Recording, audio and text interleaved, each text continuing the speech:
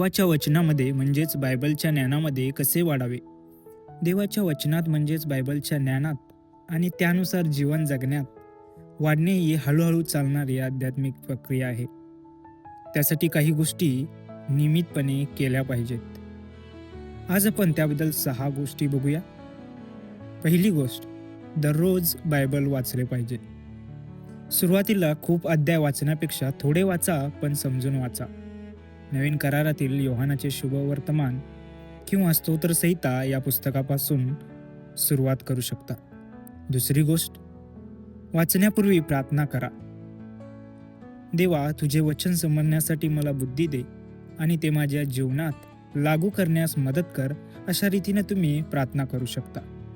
तिसरी गोष्ट, वचनावर मनन करा.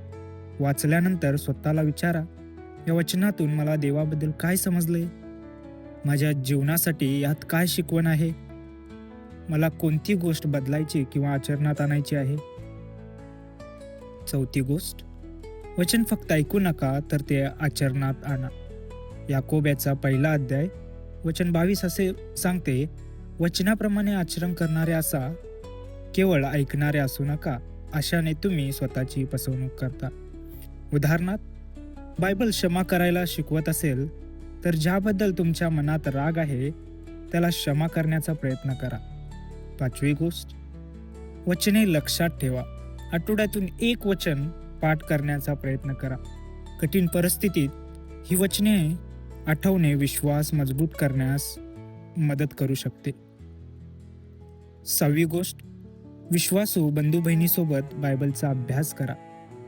चर्चमधील बायबल स्टडी पास्टर किंवा आध्यात्मिकदृष्ट्या परिपक्व विश्वासणाऱ्यासोबत प्रश्नांवर चर्चा केल्याने समज अधिक खोल होऊ शकते. आणि सर्वात महत्त्वाचे म्हणजे फक्त बायबल किती वाचले यापेक्षा वाचलेल्या वचनामुळे आपले जीवन किती बदलत आहे याकडे लक्ष द्या.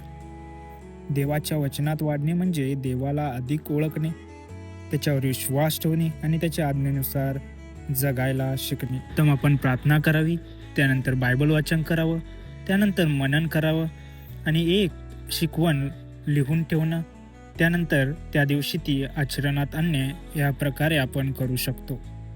आमेन.